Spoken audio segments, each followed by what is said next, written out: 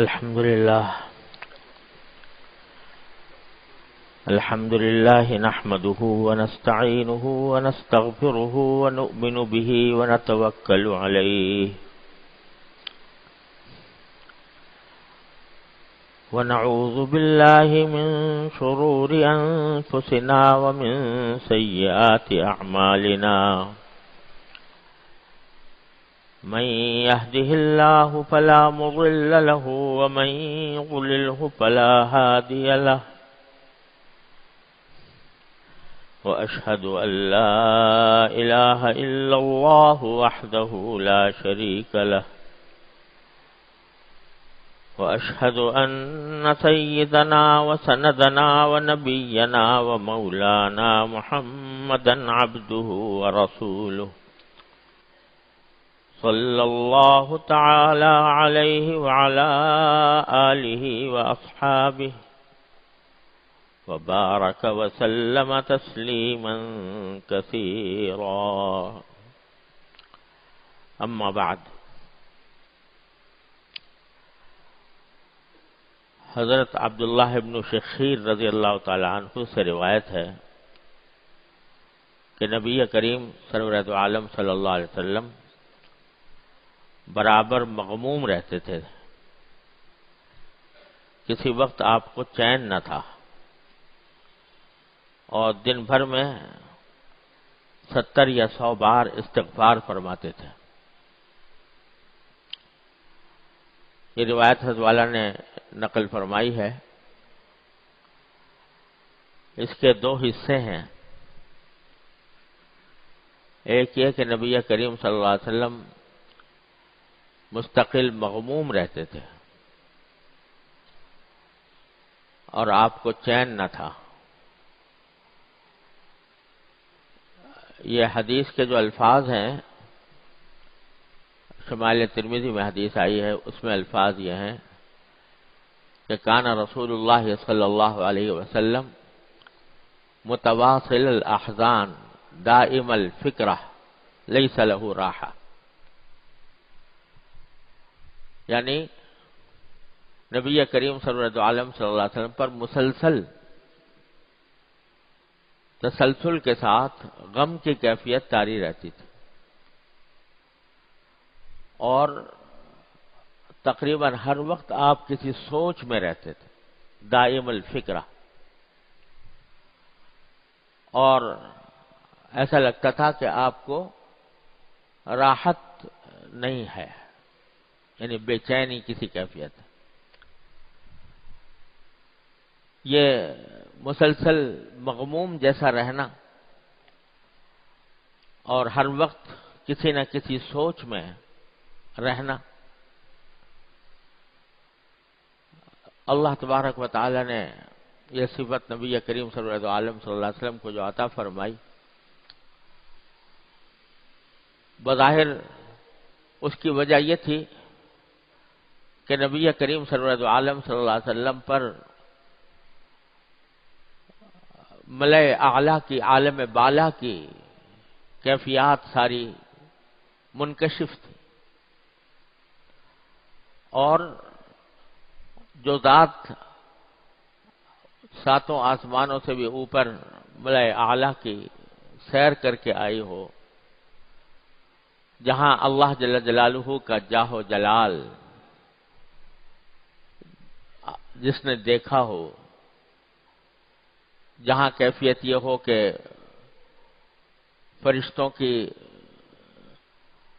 فرشتوں کا عالم بھی دیکھا، سدرۃ المنتہا پر فرشتوں کا جو ہجوم تھا وہ بھی، اس کا بھی نظارہ فرمایا، جنت اور جہنم کے مناظر اپنی مبارک آنکھوں سے دیکھے، اللہ تبارک و تعالیٰ کے اس جاہ و جلال کی وجہ سے جو آپ کے مشاہدے میں آئے، آپ کے اوپر ایک رعب کی کیفیت طاری رہتی تھی، اور یہ فکر رہتی تھی کہ کہیں کوئی کام یا کوئی بات باری تعالیٰ کے اس جاہ و جلال کے تقاضوں کے خلاف نہ ہو جائے۔ ایک طرف اللہ جل جلالہ نے اعلان فرما دیا تھا کہ قد غفرک اللہ ما تقدم من ذنبک وما تأخر، آپ کے اول تو گناہ ہے ہی نہیں، معصوم تھے، گناہوں سے پاک تھے، لیکن اگر کوئی چھوٹی موٹی غلطی ہو بھی جائے تو اللہ تعالیٰ فرماتے تھے کہ ہم نے سب اگلی پچھلی معاف کر رکھی، لیکن اس کے باوجود نبی کریم سرور عالم صلی اللہ علیہ وسلم پر یہ فکر کہ اللہ جل جلالہ کے شایان شان کوئی کام ایسا نہ ہو کہ جو اللہ تعالیٰ کے شایان شان کے خلاف ہو جائے، اس کی وجہ سے ایک غم کسی کیفیت رہتی تھی، ایک فکر طاری رہتی تھی، اور ساتھ ہی فکر صرف اپنی نہیں تھی، پوری امت کی تھی۔ امت کی ذمہ داری نبی کریم سرور عالم صلی اللہ علیہ وسلم کے اوپر تھی کہ کس طرح میں اپنی امت کو جہنم سے بچاؤں، جنت کی طرف لے جاؤں،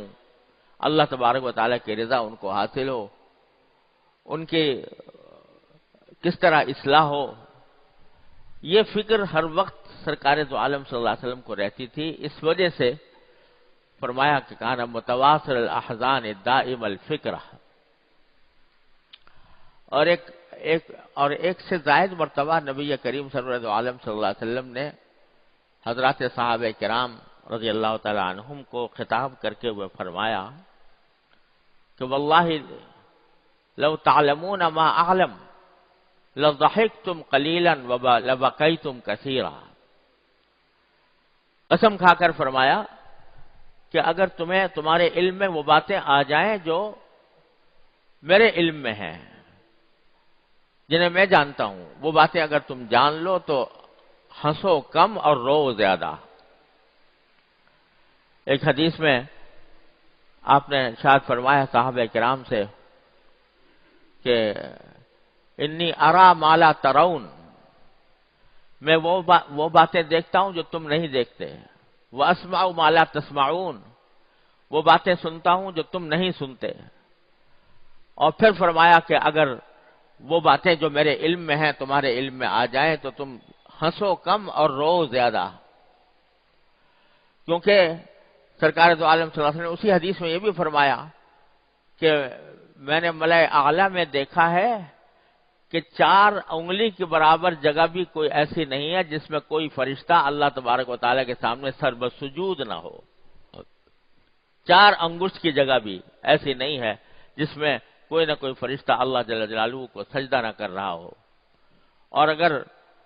تمہیں اللہ تبارک و تعالیٰ کے جاہ و جلال کا ذرہ برابر علم ہو جائے تو فرمایا کہ تم صحراؤں میں نکل جاؤ اور تمہیں لذت حاصل نہ ہو۔ الفاظ یہ ہیں کہ میاں بیوی کے جو تعلقات ہوتے ہیں ان تعلقات کے اندر بھی تمہیں لذت حاصل نہ کرو اس سے، اگر تمہیں پتہ چل جائے کہ اللہ تبارک و تعالیٰ کا جاہ و جلال کیا ہے، اور صحراؤں میں تم نکل جاؤ اور تم چیختے ہوئے نکل جاؤ، اللہ تبارک و تعالیٰ سے فریاد کرتے ہوئے نکل جاؤ۔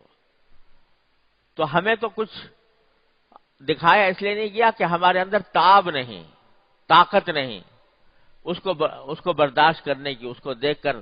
اس کے اثرات سے اپنے آپ کو بچانے کی کوئی طاقت نہیں، اس واسطے ہمیں اللہ تبارک و تعالیٰ نے پردہ ڈالا ہوا ہے تاکہ کم از کم ہم اپنے زندگی کے کاروبار انجام دیتے رہیں۔ لیکن جس ذات اعلیٰ صفات نے وہ سارے نظارے اپنی آنکھوں سے دیکھے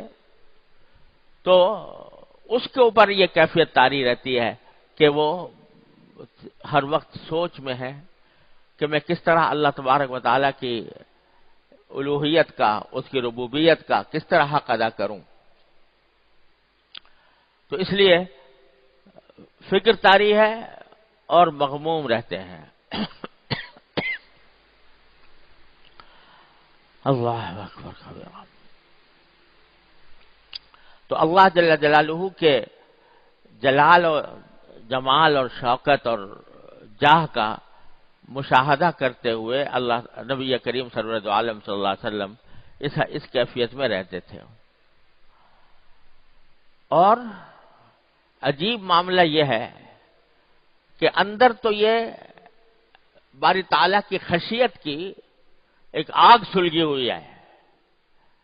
اور مغموم ہے، فکر میں ہے کہ کسی طرح اللہ تبارک و تعالیٰ کی عبادت کا حق ادا کر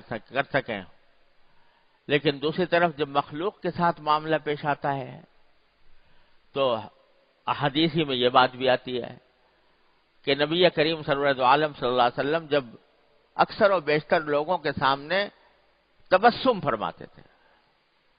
یعنی لوگوں سے ملتے تھے تو خندہ پیشانی سے ملتے تھے اور تبسم کے ساتھ ملتے تھے، اندر ایک بٹی سلگ رہی ہے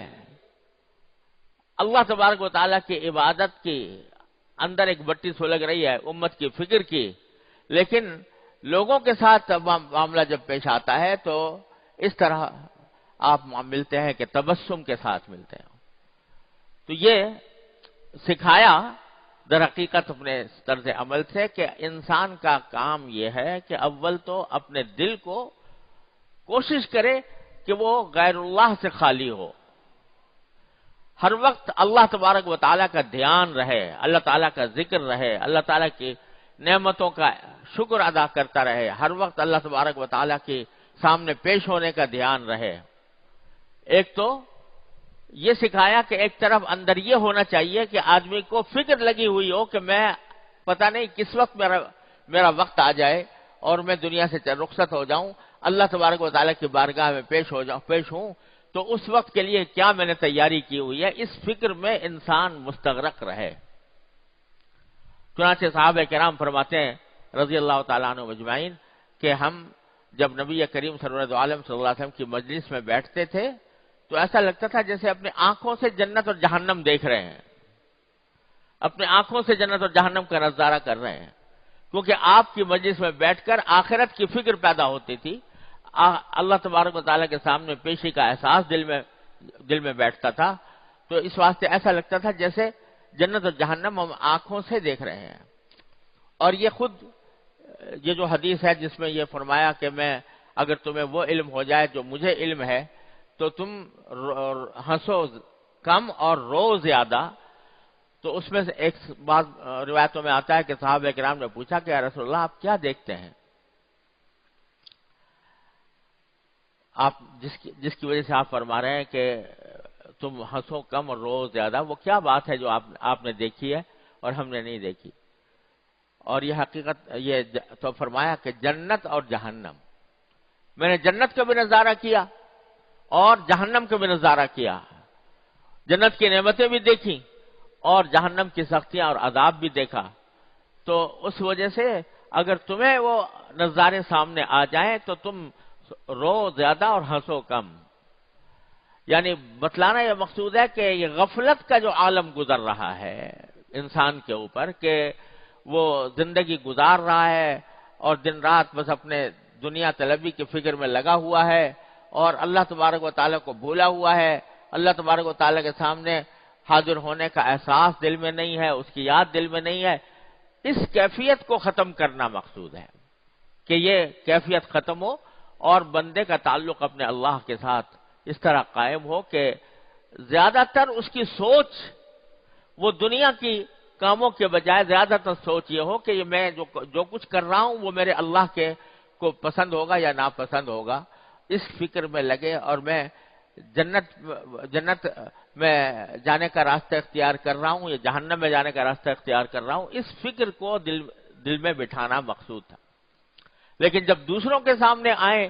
تو نبی کریم صلی اللہ علیہ وسلم کی سنت یہ ہے کہ تبسم کے ساتھ، خوش اخلاقی کے ساتھ، خندہ پیشانی کے ساتھ ملاقات۔ تو ایک جز تو یہ ہے کہ آپ مغموم رہتے تھے اور سوچ میں ڈوبے رہتے تھے۔ دوسری بات یہ کہ فرمایا کہ میں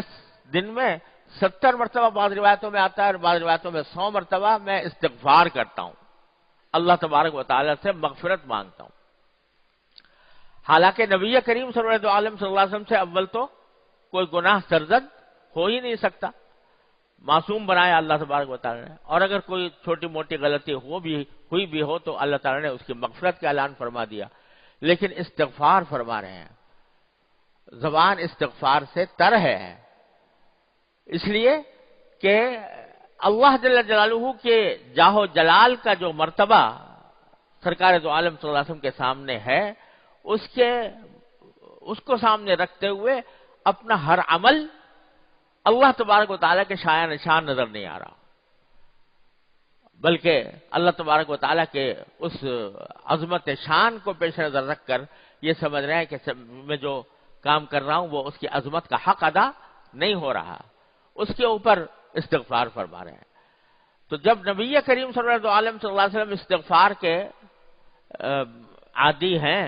اور فرما رہے ہیں کہ میں 100 مرتبہ استغفار کرتا ہوں دن بھر میں، تو امت کو تعلیم یہ دی جا رہی ہے کہ تمہیں تو اللہ نے معصوم بھی نہیں بنایا، تم تو پتہ نہیں کتنی غلطیاں کتنے گناہ تم سے سرزد ہوتے ہیں، تو اپنے آپ کو اللہ تبارک و تعالیٰ سے استغفار کرنے کی عادت ڈالو، یہ عادت ڈالو کہ ہر وقت ہر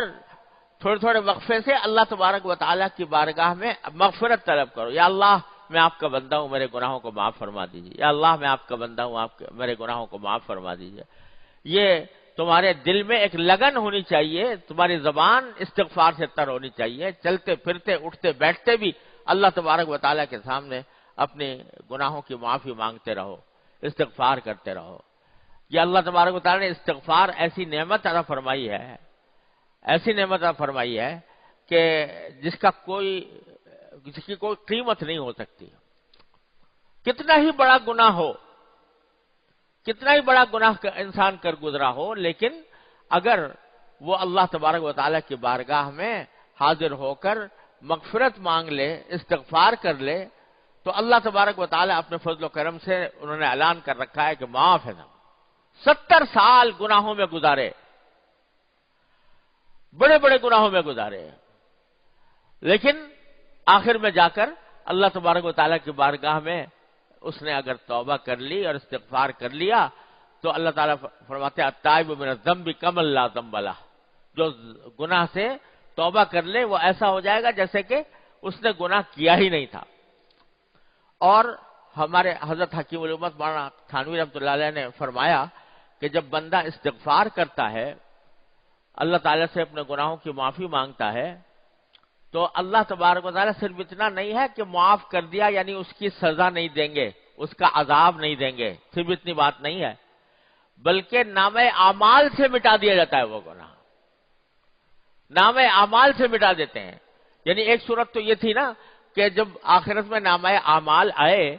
تو اس میں گناہ بھی درج ہوں لیکن ساتھ میں یہ لکھا ہوا بھائی اس سے توبہ کر لی، اس سے مغفرت مانگ لی، تو ڈیبٹ کریڈٹ کا طریقے سے اس کو بتایا جائے نامہ اعمال کے اندر۔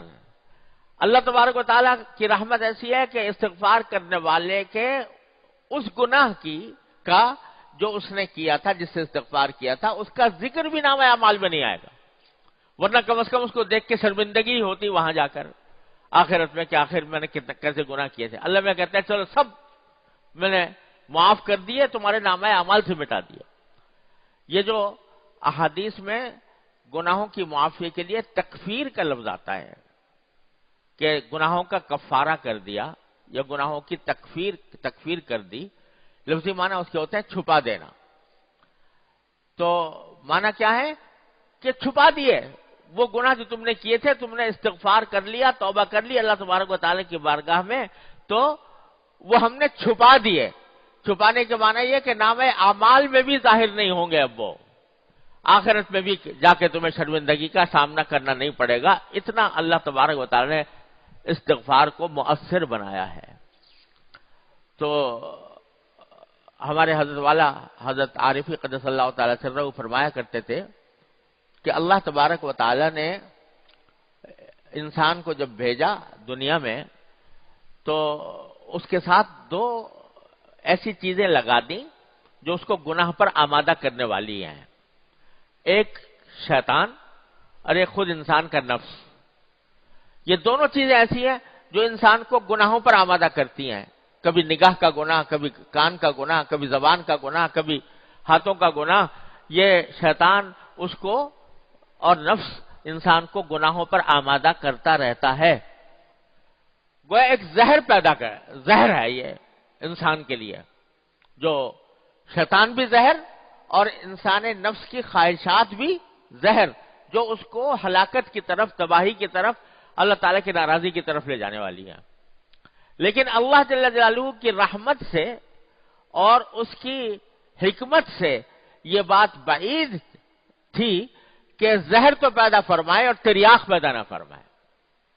اللہ تعالیٰ جب جو زہر پیدا فرماتے ہیں، تریاق بھی اس کے ساتھ میں آتا، تریاق بھی عطا فرماتے ہیں، یعنی اس زہر کا علاج بھی ساتھ ساتھ دیتے ہیں۔ جتنے امراض پیدا کیے اللہ تعالیٰ نے، اس کے لیے دوائیں بھی دیں، زہر پیدا کیا، اس کا تریاق بھی دیا کہ زہر اگر کسی کو چھو جائے تو وہ کیا کرے۔ اور مجھے ایک مرتبہ یہ واقعہ پیش آیا کہ ایک مرتبہ میں سفر میں تھا، تو جنوبی افریقہ کی بات ہے، وہاں سفر کے دوران ایک وادی آئی جس میں بڑی خوبصورت وادی تھی۔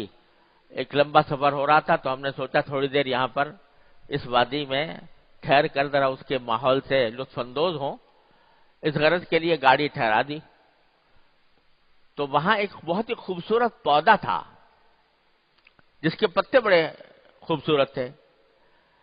تو میرا دل چاہا تو میں اس پودے کی طرف بڑھا کے اس کے ہاتھ لگا کر اس کو دیکھوں اور اس سے لطف اندوز ہوں۔ تو میرے جو ساتھی تھے انہوں نے ایک دم سے روکا، کہا کہ خبردار اس کو ہاتھ نہ لگائیے گا۔ میں نے کیوں؟ کہا کہ یہ ہے تو بڑا خوبصورت یہ پودا، لیکن اس کی خاصیت یہ ہے کہ اگر اس کو آدمی چھو لے تو اس سے انسان کے جسم میں زہر سرایت کر جاتا ہے، اور اس کی ایسی تکلیف ہوتی ہے جیسے کسی بچھو کے کاٹنے کی ہوتی ہے یا کسی موذی جانور کے کاٹنے سے جیسے تکلیف ہوتی ہے، ایسی تکلیف ہوتی ہے اس کو چھو لینے سے۔ تو میں نے کہا بھائی یہ تو بڑا خطرناک معاملہ ہے، اتنا خوبصورت پودا ہے، ہر ایک آدمی کا دل چاہتا ہے کہ اس کو چھوئیں، اور اس کا فوراً نتیجہ یہ ہے کہ آدمی اس کے اوپر زہر پھیل جائے اور بچھو کے کاٹنے جیسی تکلیف ہونے لگے، یہ تو بڑی پریشانی کی بات ہے۔ تو اب انجان آدمی اگر کوئی اس کو چھو لے گا تو وہ تو مصیبت میں پڑ جائے گا۔ تو انہوں نے بتایا کہ مگر اللہ تبارک و تعالیٰ کی عجیب رحمت یہ ہے کہ اس پودے کے اندر تو یہ صلاحیت ہے کہ اس کو چھونے سے آدمی کے اندر زہر چڑھ جاتا ہے اور بچھو کاٹنے جیسی تکلیف ہوتی ہے، لیکن اسی کی جڑ، جہاں یہ پودا ہوتا ہے اسی کی جڑ میں ایک اور پودا ہوتا ہے، اس کو ہاتھ لگا لے وہ زہر ختم ہو جاتا ہے۔ تو جہاں زہر چڑھا ابر اس کو ہاتھ لگا لیا تو وہ زہر ختم ہو گیا اور اس کی تکلیف جاتی رہی۔ اللہ تبارک و تعالیٰ نے یہ پیدا فرمایا۔ تو مجھے خیال آیا، میں نے کہا دیکھو یہ جو پودا ہے یہ در حقیقت گناہوں کی ایک عملی تصویر ہے کہ گناہ دیکھنے میں بڑے خوشنما نظر آتے ہیں، اس میں لذت محسوس ہوتی ہے، اس کی طرف دل کھنچتا ہے، نفس انسان کو آمادہ کرتا ہے کہ اس کو وہ گناہ کا ارتکاب کرے، لیکن وہ ہے خطرناک اتنے کہ ذرا سا چھو لو تو اس میں اسے زہر پھیل جائے گا۔ اب ایک منظر سامنے ہے آنکھوں کے، کوئی نامحرم سامنے ہے، حسن و جمال کا ایک مرکز ہے، اس کی طرف دل کھنچتا ہے، کشش پیدا ہوتی ہے،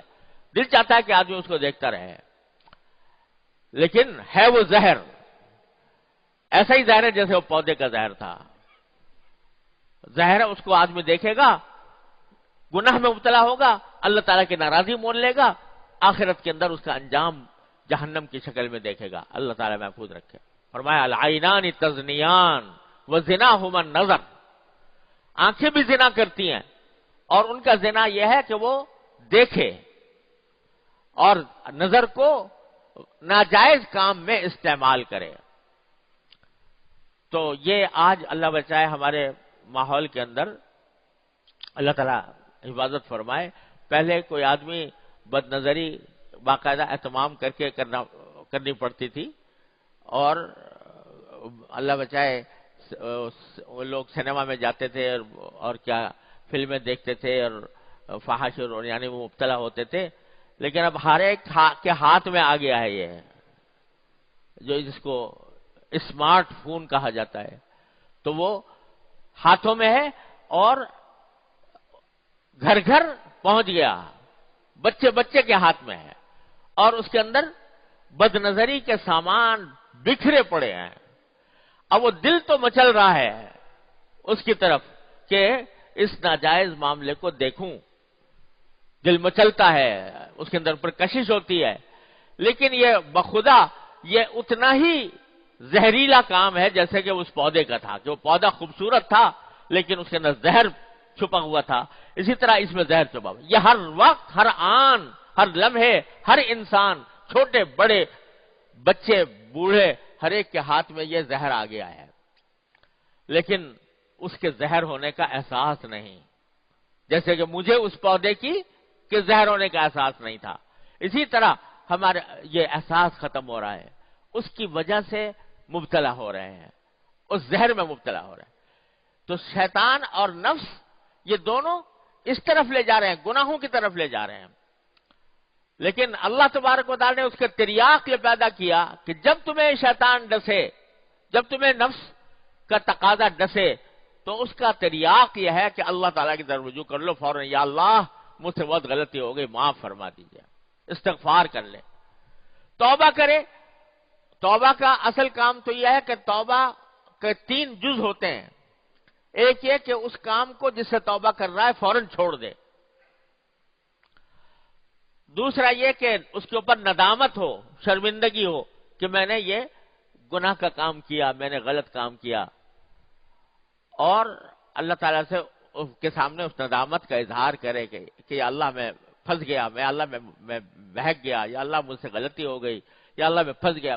اپنے نفس اور شیطان کے دام میں پھنس گیا. اس پر ندامت کا اظہار کرے، فوراً چھوڑ دے، اور آئندہ کے لیے عزم کر لے کہ آئندہ اس کے قریب نہیں جاؤں گا، تو توبہ کامل ہوتی ہے. پھر وہ حکم ہوتا ہے کہ التائب من الذنب کمن لا ذنب لہ، پھر وہ گناہ سے توبہ کرنے والا ایسا ہو جاتا ہے جیسے کہ اس نے کبھی گناہ کیا ہی نہیں تھا، نام اعمال تک سے مٹا دیا جاتا ہے وہ گناہ. اللہ تبارک و تعالیٰ کی رحمت ایسی ہے کہ اس کے نام اعمال سے بھی مٹا دیتے ہیں. تو بھائی اصل کام تو یہ ہے کہ جب بندے کو احساس ہو جائے، پتہ نہیں میں جس وقت یہ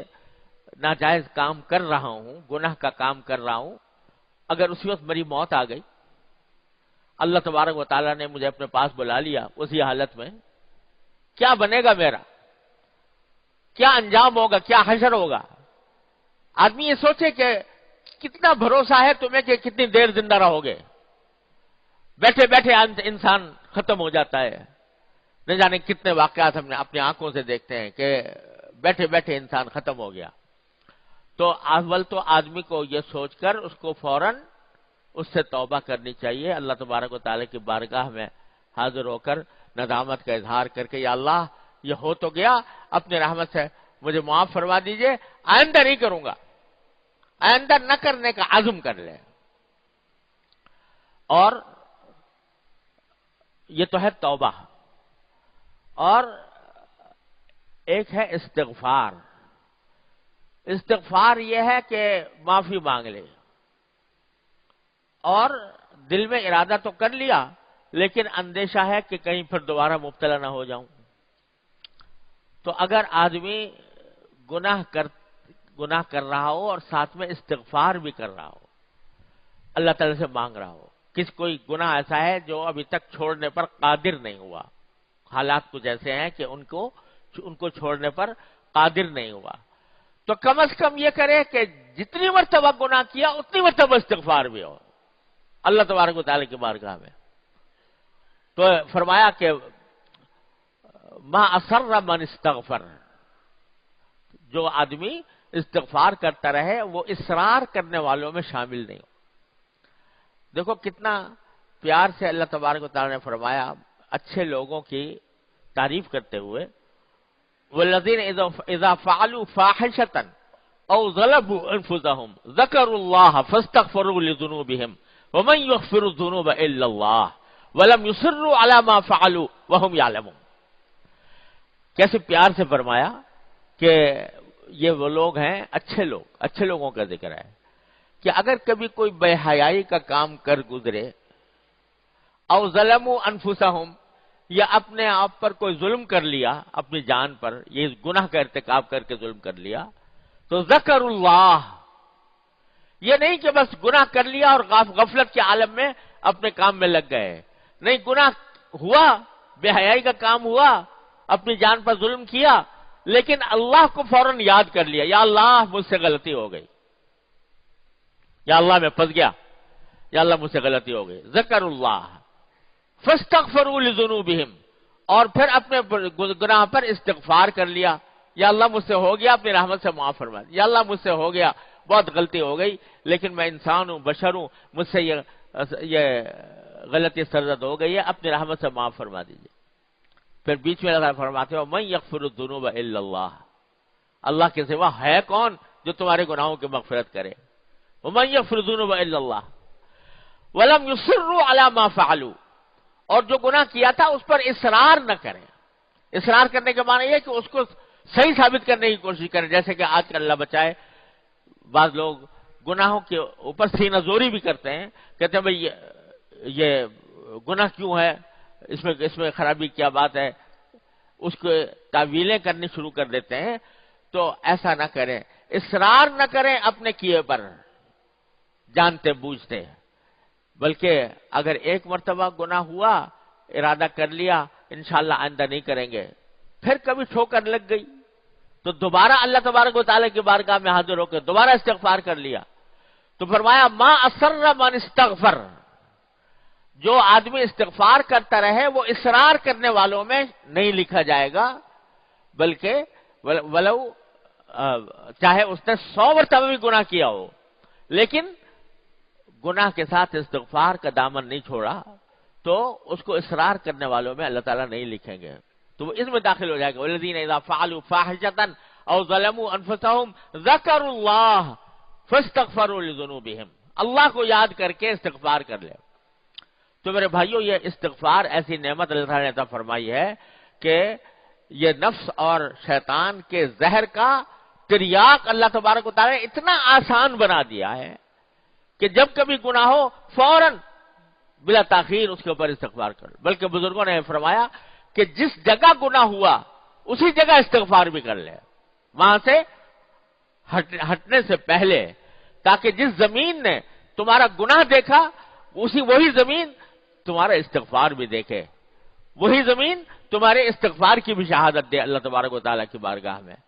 تو استغفار کو اپنا اوڑھنا بچھونا بنا لو، چلتے پھرتے اٹھتے بیٹھتے، یا اللہ میں آپ کا بندہ ہوں مجھے معاف فرما دیجیے، یا اللہ میں آپ کا بندہ ہوں میرے گناہوں کو معاف فرما دیجیے، یہ جملہ رٹ لگا لو اس کی، چلتے پھرتے اٹھتے بیٹھتے، تو استغفار کرنے والوں میں شامل ہو کر اللہ تبارک و تعالیٰ کی رحمت سے امید ہے کہ گناہوں کا جو زہر ہے اس کا تریاق ہو جائے گا۔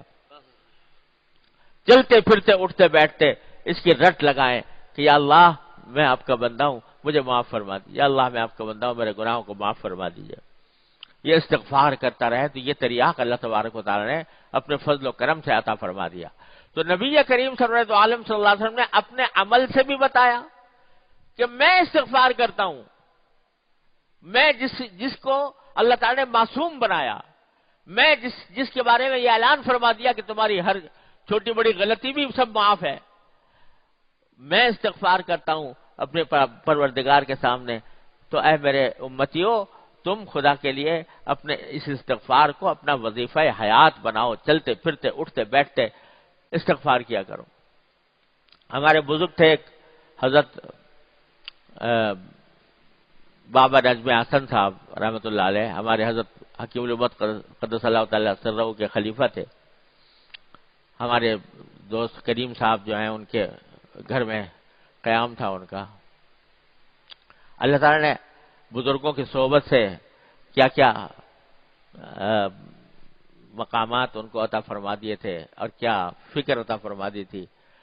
ان کا مجسم وجود جو ہے وہ لوگوں کے لیے دعوت تھا اصلاح کی اور تربیت کی۔ تو وہ ایک مرتبہ ایک نوجوان آیا ان کے پاس، آیا تھا کسی اور مقصد سے، لیکن جب جانے لگا تو حضرت نے ایک جملہ فرما دیا اس سے، ارے بھائی ایک بات سنتے جاؤ، وہ یہ کہ لوگ سمجھتے ہیں دین پر عمل کرنا بڑا مشکل کام ہے. ارے کچھ بھی مشکل نہیں ہے، بس رات کو بیٹھ کے توبہ کر لیا کرو، رات کو بیٹھ کے استغفار توبہ کر لیا کرو. یعنی رات کو بیٹھ کے اللہ تعالیٰ کے حضور بیٹھ کے یہ دعا استغفار کر لیا کرو، یا اللہ دن بھر میں مجھ سے جو کچھ غلطیاں گناہ ہوئے میں آپ سے معافی مانگتا ہوں، آئندہ کے لیے توبہ کرتا ہوں، یہ کر لیا کرو. وہ صاحب نوجوان آدمی تھا بیچارہ، جو یعنی عام دنیا کے نوجوانوں کی طرح، لیکن پتہ نہیں کس دل سے حضرت والا نے یہ بات فرمائی تھی، وہ جملہ اس کے اوپر بیٹھ گیا. اور بعد میں اللہ تبارک و تعالیٰ نے اسی جملے کی بدولت اور اسی استغفار اور توبہ کی بدولت اللہ تبارک و تعالیٰ نے اس کی زندگی میں انقلاب برپا کر دیا. دین کی فکر طاری ہو گئی، اللہ تبارک و تعالیٰ نے اس کو دیندار بنا دیا، نماز روزے کا پابند بنا دیا، اللہ تعالیٰ نے کہاں سے کہاں پہنچا دیا. تو توبہ اور استغفار ایسی چیز ہے کہ اگر آدمی اس کو پلے باندھ لے اور اس کی عادت ڈال لے تو کچھ بعید نہیں ہے کہ اللہ تبارک و تعالیٰ بہت جلدی اس کو گناہوں سے نجات دے دے اور اپنے رضا کی زندگی عطا فرما دے. اس لیے نبی کریم سرور عالم صلی اللہ علیہ وسلم نے یہ سکھایا اور بتا دیا کہ میں خود استغفار کرتا ہوں 70 مرتبہ 100 مرتبہ. تو جب حضور اقدس صلی اللہ علیہ وسلم 70 یا 100 مرتبہ کر رہے ہیں، ہمیں کتنی مرتبہ کرنا چاہیے خود اندازہ کر لیں. بس اس کا علاج راستہ یہی ہے کہ عادت ڈال لیں استغفار کرنے کی، چلتے پھرتے اٹھتے بیٹھتے اللہ تبارک و تعالیٰ کی بارگاہ میں استغفر اللہ ربی من کل ذنب واتوب الیہ، استغفر اللہ العلی العظیم الذی لا الہ الا ہو، یا اپنی زبان میں اے اللہ میں آپ کا بندہ ہوں، میرے گناہوں کو معاف فرما دیجئے. اس کی عادت ڈال لیں تو انشاءاللہ اللہ تبارک و تعالیٰ اس کی برکت سے زندگی کے حالات میں بھی تبدیلی پیدا فرما دیں گے. اللہ اکبر کبیرہ. اللہ تعالی ہم سب کو اس کی اپنی رحمت سے توفیق عطا فرمائے.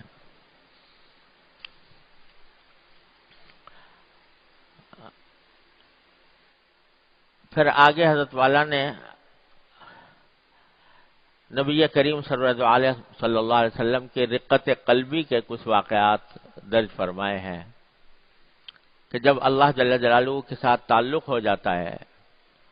اور اللہ تبارک و تعالیٰ کی بارگاہ میں حاضری کا احساس پیدا ہو جاتا ہے تو ساتھ میں انسان کا دل بھی نرم پڑ جاتا ہے، دل کی سختی دور ہو جاتی ہے اور قلب میں رقت پیدا ہو جاتی ہے. تو حضرت نبی کریم صلی اللہ علیہ وسلم کی رقت قلبی کے اور ترحم کے کچھ واقعات حضرت والا نے بیان فرمائے ہیں. حضرت عبداللہ بن عباس رضی اللہ عنہ فرماتے ہیں کہ حضور اکرم صلی اللہ علیہ وسلم کی ایک نواسی قریب الوفات تھی، نواسی تھیں اور انتقال ہو رہا تھا. تو حضور اکرم صلی اللہ علیہ وسلم نے ان کو گود میں اٹھا لیا اور اپنے سامنے رکھ لیا. حضرت صلی اللہ علیہ وسلم کے سامنے رکھے رکھے ان کی وفات ہو گئی. ام ایمن جو نبی کریم صلی اللہ علیہ وسلم کی آزاد کردہ کنیز تھی، وہ چلا کر رونے لگی. نبی کریم صلی اللہ علیہ وسلم فرمایا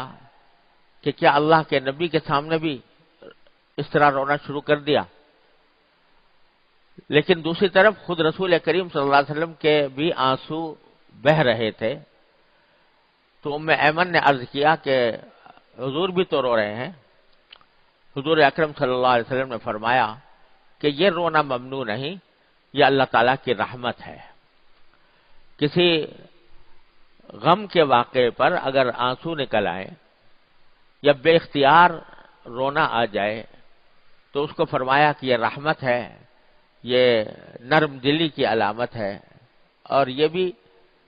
اس غم کے موقع پر اگر آدمی سے بے اختیار سرزد ہو جائے تو اس پر کوئی مواخذہ نہیں، اس کے اوپر کوئی گرفت نہیں، کوئی گناہ نہیں. اور فرمایا اس وقت ارشاد فرمایا کہ مومن ہر حال میں خیر ہی میں رہتا ہے، خیر ہی میں رہتا ہے. یعنی جب اگر کوئی نعمت ملتی ہے تو شکر ادا کرتا ہے اس پر بھی، وہ بھی انسان کے لیے خیر ہے، آخرت کے لیے بہتری کا ذریعہ ہے. اور اگر کوئی تکلیف پہنچتی ہے تو بے اختیار جو آنسو نکل آئیں ان کے اوپر کوئی مواخذہ نہیں، لیکن اللہ تبارک و تعالیٰ کے فیصلے پر راضی رہے، اس کا شکوہ نہ کرے. بس یہ صبر ہے. صبر کے معنی یہ ہے کہ اللہ تعالیٰ کے فیصلے پر راضی رہے، اس پر شکوہ نہ کرے کہ اللہ یہ میرے ساتھ کیوں آپ نے کیا کر دیا، اعوذ باللہ، اس قسم کی بات نہ کرے. لیکن اگر خود سے آنسو نکل آئیں، رونا آ جائے، تو اس کے اوپر کوئی مواخذہ نہیں. یہاں تک کہ فرمایا کہ خود جب اس کی روح کو نکالا جاتا ہے اور وہ اللہ تعالیٰ کی حمد کرتا ہے تو اس پر بھی، وہ بھی انسان کے حق میں، مسلمان کے حق میں خیر ہے. اور حضرت عائشہ صدیقہ رضی اللہ تعالیٰ عنہ فرماتی ہیں کہ حضور اکرم صلی اللہ علیہ وسلم نے عثمان ابن مظعون رضی اللہ تعالیٰ عنہ کی پیشانی کو ان کی وفات کے بعد بوسہ دیا. اس وقت حضور اکرم صلی اللہ علیہ وسلم کے آنسو ٹپک رہے تھے. حضرت عثمان ابن مظعون رضی اللہ تعالیٰ عنہ یہ مہاجر صحابہ کرام میں سے تھے، ان صحابہ کرام میں جو مکہ مکرمہ کے اندر ایمان لائے تھے اور ایمان کی خاطر بہت سی سختیاں بھی برداشت کی تھیں. جب مدینہ منورہ آئے مہاجرین تو سب سے پہلے مہاجرین میں جن کا انتقال ہوا وہ حضرت عثمان ابن مظعون رضی اللہ تعالیٰ عنہ تھے. اور نبی کریم سرورت عالم صلی اللہ علیہ وسلم کو ان سے خاص تعلق تھا. یہاں تک کہ بعض روایتوں میں یہ آتا ہے کہ آپ ان کو اپنا بھائی کہا کرتے تھے. تو جب ان کی وفات ہوئی تو آپ نے ان کی پیشانی کو بوسہ دیا. کیا مقام ہے اس اللہ کے بندے کا کہ نبی کریم سرورت عالم صلی اللہ علیہ وسلم نے ان کی پیشانی کو بوسہ دیا. اور اس وقت آپ کے آنسو بھی ٹپک رہے تھے. حضرت عائشہ صدیقہ رضی اللہ عنہا فرماتی ہیں کہ آنسو بھی ٹپک رہے تھے. اس کے باوجود ایک اور بڑی سبق آموز بات ان کے وفات کے سلسلے میں یہ بھی ہے کہ حضرت عثمان ابن مظعون رضی اللہ تعالیٰ عنہ چونکہ مہاجر تھے اور نبی کریم صلی اللہ علیہ وسلم نے سارے مہاجرین کو انصار کے گھروں میں تقسیم کر دیا تھا، ان کے درمیان بھائی چارہ پیدا کر دیا تھا، مواخات جس کو کہتے ہیں. تو کسی کے گھر میں کوئی مہاجر رہتے تھے، کسی کے گھر میں کوئی مہاجر رہتے تھے، آپس میں ان کا بھائی چارہ بنا دیا تھا. تو حضرت عثمان ابن مظعون رضی اللہ تعالیٰ عنہ کو بھی ایک انصاری گھر میں یہ قیام کرتے تھے اور وہیں پر رہتے تھے، ان کا بھائی بنا دیا تھا. تو حضرت جب ان کی وفات ہوئی تو جن کے گھر میں یہ رہتے تھے وہ خاتون بہت ان سے تعلق رکھنے لگی تھی. انہوں نے ان کا جنازہ دیکھا تو یہ کہا کہ میں گواہی دیتی ہوں، یہ کہا میں گواہی دیتی ہوں کہ اللہ نے اے ابو الصائب، ان کی کنیت تھی حضرت عثمان بن مظعون کی، کہ اے ابو الصائب میں گواہی دیتی ہوں کہ اللہ نے تمہارا بڑا اکرام کیا. میں گواہی دیتی ہوں کہ اللہ نے تمہارا بڑا اکرام کیا، بڑا اعزاز کیا، بخشا تمہیں. نبی کریم صلی اللہ علیہ وسلم سن رہے تھے. اب آپ دیکھیے کہ آپ نے بوسہ دیا، نگاہوں سے آنسو ٹپک رہے ہیں، ان کو اپنا بھائی قرار دیا اور اتنے خاص تعلق بھی تھا حضرت عثمان بن مظعون رضی اللہ عنہ سے. لیکن جب یہ جملہ سنا کہ میں گواہی دیتی ہوں کہ اللہ نے تمہارا بڑا اکرام کیا تو فوراً آپ نے ان خاتون کو ٹوکا اور فرمایا تمہیں کس نے بتایا کہ اکرام کیا؟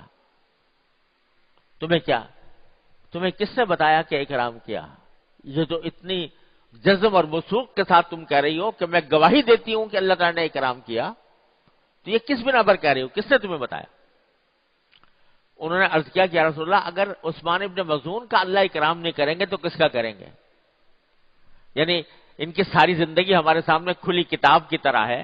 ہمارے ساتھ رہتے تھے، ان کی نیکی، ان کا تقوی، ان کے زہد، ان کی عبادتیں سب ہمارے سامنے ہیں. تو اگر ان کا اکرام نہیں کیا اللہ تعالیٰ نے تو کن کا کریں گے؟ تو اس پر نبی کریم صلی اللہ علیہ وسلم فرمایا کہ مجھے اللہ تعالیٰ کی رحمت سے پوری امید ہے کہ ان کے ساتھ اللہ تعالیٰ نے خیر کا معاملہ ہی کیا ہوگا اور خیر کا معاملہ کریں گے، لیکن یقین کے ساتھ یہ کہنا کسی کے بارے میں بھی کہ یہ جنتی ہے،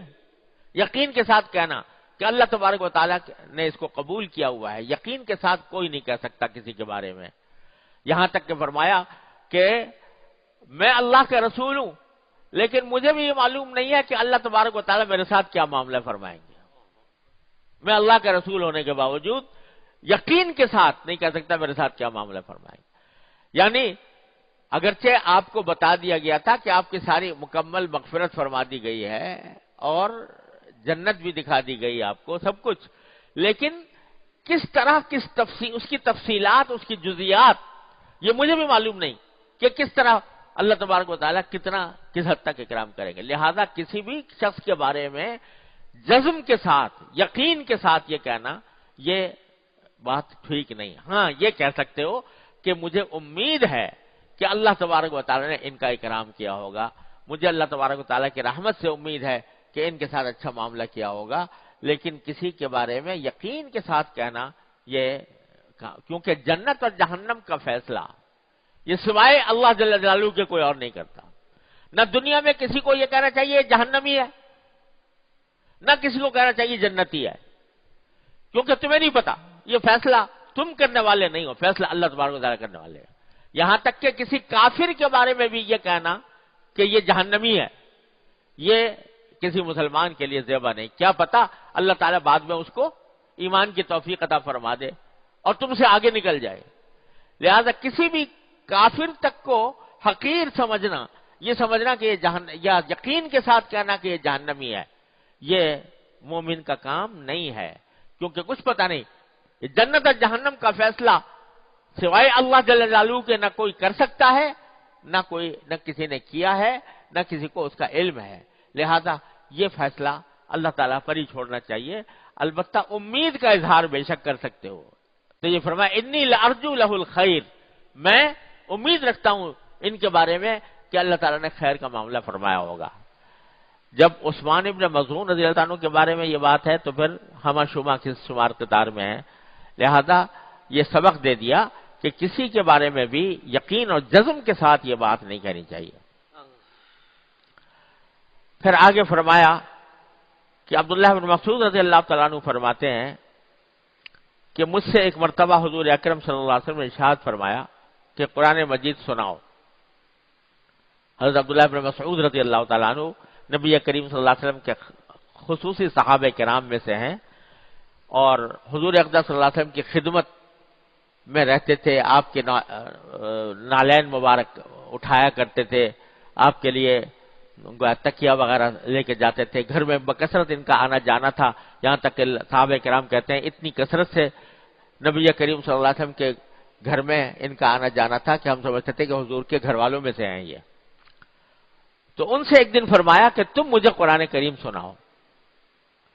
میں نے عرض کیا کہ یا رسول اللہ آپ ہی پر تو نازل ہوا ہے اور آپ ہی کو سناؤں. حضور اکرم صلی اللہ علیہ وسلم نے ارشاد فرمایا کہ میرا دل چاہتا ہے کہ دوسروں سے سنوں. یعنی قرآن کریم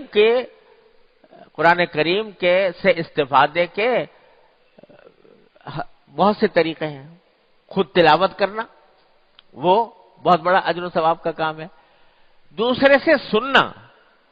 اسی لیے قرآن کریم کا حکم یہ کہ جب قرآن کریم پڑھا جائے تو خاموش ہو کر سنو. سننا یہ بذات خود عبادت ہے. تو اب نبی کریم صلی اللہ علیہ وسلم خود تو تلاوت فرماتے ہی تھے، لوگوں کے سامنے قرآن کریم تلاوت فرماتے تھے، نمازوں میں تلاوت فرماتے تھے، لیکن چاہتے تھے کہ دوسرے سے بھی سنوں تاکہ سننے کی جو عبادت ہے، یہ سننے کا جو اجر و ثواب ہے وہ بھی حاصل ہو. اس لیے فرمایا کہ میرا دل چاہتا ہے کہ دوسروں سے سنوں. تو نبی کریم صلی اللہ علیہ وسلم نے جب یہ بات فرمائی تو حضرت عبداللہ بن مسعود فرماتے ہیں کہ میں نے آپ کے حکم کی تعمیل میں سورہ نساء پڑھنی شروع کی، سورہ نساء کی تلاوت کی. میں جب اس آیت پر پہنچا کہ فَكَيْفَ إِذَا جِئْنَا مِن كُلِّ أُمَّةٍ بِشَهِيدٍ فَجِئْنَا بِكَ عَلَى هَؤُلَاءِ شَهِيدًا، تو میں نے رسول اکرم صلی اللہ علیہ وسلم کے چہرے مبارک کی طرف دیکھا کہ دونوں آنکھیں گریہ کی وجہ سے بہہ رہی تھیں. آیت کریمہ جس کا ذکر کیا کہ وہاں پر پہنچا تو آپ کہ آنکھوں سے آنسو بہنے لگے، وہ یہ ہے کہ فَكَيْفَ إِذَا جَاءَ، اللہ تعالیٰ بھی عجیب انداز سے فرما رہے ہیں نبی کریم صلی اللہ علیہ وسلم سے خطاب کر کے کہ اس وقت کیسا منظر ہوگا جب ہم ہر امت میں سے ایک ایک گواہ کو آخرت میں حاضر کریں گے اور آپ کو ان لوگوں پر جن سے آپ کا سابقہ ہوا ہے گواہی دینے کے لیے سامنے لائیں گے. یعنی نبی کریم صلی اللہ علیہ وسلم شاہد بن کر، گواہ بن کر پیش ہوں گے آخرت میں، اور آپ اس بات کی گواہی دیں گے کہ میں نے ان کو حق کا پیغام پہنچا دیا تھا اور ان کو حق کی دعوت دے دی تھی. تو اس کے بعد جس نے اس حق کی دعوت کو قبول کر لیا وہ فلاح پا گیا، اور جس کے بارے میں آپ نے گواہی دی کہ میں نے اس کو حق کا پیغام پہنچایا تھا لیکن اس نے اس کے اوپر عمل نہیں کیا، اللہ بچائے اس کا انجام برا ہوگا. تو فرمایا کہ جب میں اس آیت پر پہنچا کہ اللہ تعالیٰ اس میں فرما رہے تھے کہ اس وقت کیا حال ہوگا جبکہ ساری امتیں کے کوئی نہ کوئی گواہ موجود ہوں گے اور ہم آپ کو بھی گواہ بنا کر لائیں گے ان لوگوں کے خلاف جن لوگوں نے آپ کی دعوت کو رد کیا تھا. تو رسول کریم صلی اللہ علیہ وسلم کی دونوں آنکھیں گریے کی وجہ سے بہہ رہی تھیں. رقت قلب نبی کریم صلی اللہ علیہ وسلم کی اس منظر کا تصور کر کے جب رسول کریم صلی اللہ علیہ وسلم کو گواہ بنا کر پیش کیا جائے گا. تو حضرت انس رضی اللہ عنہ فرماتے ہیں کہ حضور اقدس صلی اللہ علیہ وسلم اپنی صاحبزادی ام کلثوم کی قبر پر تشریف فرما تھے اور اس وقت بھی آپ کے آنسو جاری تھے. یہ بات ثابت ہے نبی کریم صلی اللہ علیہ وسلم سے کہ مختلف اپنے عزیز و قریبوں کی وفات کے اوپر آپ نے کے آنسو بھی بہے ہیں. اور جب آپ سے پوچھا گیا کہ آپ کے آنسو کیوں بہ رہے ہیں تو آپ نے فرمایا یہ رحمت ہے جو اللہ تبارک و تعالی نے اپنے بندوں کے اندر پیدا کی ہے. جانے والے کا ایک حق یہ بھی ہے کہ اس کے جانے کے اوپر کچھ صدمے کا اظہار کیا جائے. صدمے کا اظہار کرنا بھی جانے والے کا ایک حق ہے، بشرطے کہ حدود میں ہو، اس میں گریبان چاک کرنا، ماتم کرنا یہ چیزیں نہ ہوں اور اللہ تعالیٰ کی تقدیر کا شکوہ نہ ہو تو پھر یہ رونا بھی اللہ تبارک و تعالیٰ کے ہاں اس کے اوپر نصیبے کی کوئی مواخذہ نہیں. کچھ عجب نہیں کہ اس پر اجر ملے کہ مسلمان کو جب کوئی تکلیف پہنچتی ہے تو اس تکلیف پر بھی اللہ تبارک و تعالیٰ کے ہاں سے اجر ہوتا ہے. ایک دفعہ ایک صحابی حضور اقدس صلی اللہ علیہ وسلم کی خدمت میں حاضر ہوئے. ان کے ہاتھ میں کسی پرندے کے بچے تھے. حضور اقدس صلی اللہ علیہ وسلم نے پوچھا یہ بچے کیسے ہیں؟ صحابی نے عرض کیا کہ یا رسول اللہ میں ایک جھاڑی کے قریب سے گزرا تو ان بچوں کی آواز آ رہی تھی، میں ان کو بچوں کو نکال لایا. ان کی ماں نے دیکھا تو بےتاب ہو کر سر پر چکر کاٹنے لگی. حضور اقدس صلی اللہ علیہ وسلم نے فرمایا کہ فوراً جاؤ اور ان بچوں کو وہیں رکھ کر آؤ جہاں سے لائے ہو تاکہ ماں اس کی بےتاب نہ ہو. تو نبی کریم صلی اللہ علیہ وسلم کا رحم و ترحم وہ تمام مخلوقات کے ساتھ تھا، چاہے وہ انسان ہوں چاہے جانور ہوں. جانوروں کے اوپر بھی نبی کریم صلی اللہ علیہ وسلم کی شفقت، اسی لیے فرمایا گیا وَمَا أَرْسَلْنَاكَ إِلَّا رَحْمَةً لِلْعَالَمِينَ. اللہ تعالیٰ نے آپ کو تمام کائنات کے لیے رحمت بنا کر بھیجا. بس بھائی خلاصہ یہ ہے آج کی باتوں کا. اللہ تبارک و تعالیٰ اپنے فضل و کرم سے اس پر عمل کی توفیق عطا فرمائے کہ اصل مقصود یہ ہے نبی کریم صلی اللہ علیہ وسلم کی ساری دعوت کا کہ بندہ اپنے اللہ سے غافل نہ ہو. جس حالت میں رہے،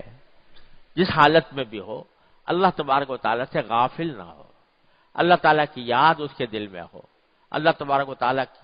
کا ذکر اس کے دل میں، اس کے جاہ و جلال کا رعب اس کے دل میں ہو، اس کی خشیت دل میں ہو. اور اس کا بہترین راستہ یہ ہے کہ استغفار کی کثرت کرے. چلتے پھرتے اٹھتے بیٹھتے اللہ تبارک و تعالیٰ سے اپنے گناہوں کی مغفرت میں استغفر اللہ اس کی کثرت رکھے. چلتے پھرتے ہی کہتا رہے، اپنے تکیہ کلام بنا لے، یا اللہ اپنی رحمت سے میرے گناہ کو معاف فرما دیجئے. اس کو تکیہ کلام بنا لے، دل کی دھڑکنوں میں یہ لفظ سمایا ہوا ہو، چلتے پھرتے اٹھتے بیٹھتے آدمی اس کا تکرار کرتا رہے تو اللہ تعالیٰ کی رحمت سے امید ہے کہ انشاءاللہ اس کو اللہ تعالیٰ کے ساتھ تعلق حاصل ہوگا، اور وہی در حقیقت سارے صلاح و فلاح کی بنیاد ہے۔ اللہ تبارک و تعالیٰ اپنے فضل و کرم سے، اپنے رحمت سے ہم سب کو اس کی توفیق عطا فرما دے۔ اللہم صلی علی سیدنا مولانا محمد وعلی آل سیدنا محمد کما صلیت علی ابراہیم وعلی آل ابراہیم انک حمید مجید۔ ربنا ظلمنا انفسنا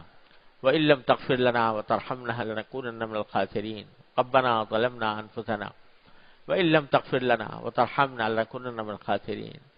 ربنا ظلمنا أنفسنا وإن لم تغفر لنا وترحمنا لنكونن من الخاسرين ربنا آتنا في الدنيا حسنة وفي الآخرة حسنة وقنا عذاب النار۔ یا اللہ، یا رحمان، یا رحیم، یا کریم، اپنے فضل و کرم سے، اپنی رحمت سے ہمارے تمام گناہوں کو معاف فرما دے۔ یا اللہ، ہم سچے دل سے استغفار کرتے ہیں، یا اللہ سچے دل سے استغفار کرتے ہیں، اپنی رحمت سے ہماری مکمل مغفرت فرما دے۔ یا اللہ، تمام چھوٹے بڑے، اگلے پچھلے، خفیہ علانیہ، ہر طرح کے گناہوں کو اپنی رحمت سے معاف فرما دے۔ یا اللہ، اپنی رحمت سے معاف فرما دے۔ رب اغفر وارحم انت خیر الراحمین، رب اغفر وارحم انت خیر الراحمین، رب اغفر وارحم انت خیر الراحمین۔ یا اللہ، ہم اپنے بھی طرف سے بھی اور ساری امت کی طرف سے بھی یا اللہ معافی کے طلبگار ہیں۔ یا اللہ، ہماری شامت اعمال کو دور فرما دے، ہماری مکمل مغفرت فرما دے۔ یا اللہ، آئندہ ہماری زندگی کو اپنے رضا کے مطابق بنا دے۔ یا اللہ، اپنے ذکر و فکر سے ہمارے دل کو آباد فرما۔ یا اللہ، اپنے ذکر و فکر سے ہمارے دل کو آباد فرما۔ یا اللہ، اپنے رحمت سے ہمیں غفلت سے بچا لیجئے۔ یا اللہ، غفلت سے، گناہوں سے بچا لیجئے۔ یا اللہ، ہمیں، ہمارے گھر والوں، متعلقین، احباب سب کو، یا سب کے ہر طرح کے منکرات سے، یا اللہ ہر طرح کے شر و فساد سے یا اللہ ہماری حفاظت فرما۔ یا اللہ، یا رحمان، یا رحیم، یا کریم، اپنے فضل و کرم سے ہماری حفاظت فرما، ہمارے نگاہوں کی حفاظت فرما، ہمارے کانوں کی حفاظت فرما، ہماری زبانوں کی حفاظت فرما، ہمارے دلوں کی حفاظت فرما۔ یا اللہ، اپنے رحمت سے، اپنے فضل و کرم سے حفاظت فرما دے۔ یا اللہ، گناہوں سے ہم کو بچا لے، گناہوں سے ہماری حفاظت فرما۔ یا ارحم الراحمین، یا غیاث المستغیثین، یا امان المستجیرین، یا مجیب دعوت المضطرین، اپنے فضل و کرم، اپنے رحمت سے تمام حاضرین اور حاضرات کو ان کے تمام جائز مقاصد میں کامیابی عطا فرما۔ یا اللہ، سب کی پریشانیوں کو دور فرما، سب کی مشکلات کو آسان فرما۔ یا اللہ، ہمارے لیے دین پر چلنا آسان فرما دیجئے، دین کی صحیح سمجھ عطا فرما دیجئے، اس پر عمل کی توفیق عطا فرما دیجئے، اس پر استقامت عطا فرما دیجئے۔ یا اللہ، ہر طرح کے شر، فتنے اور فساد سے ہماری حفاظت فرمائیے۔ اللہم انا نعوذ بک من الفتن ما ظہر منها وما بطن، اللہم انا نعوذ بک من الحور بعد الکور۔ یا اللہ، یا رحمان، یا رحیم، یا کریم، ہماری ساری حاجتیں اپنے فضل و کرم سے پوری فرما دیجئے۔ یا اللہ، ہمارے ملک اور ہمارے شہر کے اندر امن و امان عطا فرما۔ یا اللہ، بے دینی کو دور فرما دیجئے اور یعنی فحاشی کو دور فرما دیجئے، اپنے رضا کامل کی زندگی ہم سب کو عطا فرما دیجئے۔ رب اللہم انا نسألک من خیر ما سألک من عبدک و نبیک سیدنا محمد صلی اللہ علیہ وسلم، ونعوذ بک من شر ما استعاذک منه عبدک و نبیک سیدنا محمد صلی اللہ علیہ وسلم۔ ربنا تقبل منا انک انت السمیع العلیم وتب علینا انک انت التواب الرحیم، وصلی اللہ تعالی علی خیر خلقہ سیدنا مولانا محمد وعلی آلہ واصحابہ اجمعین، آمین برحمتک یا ارحم۔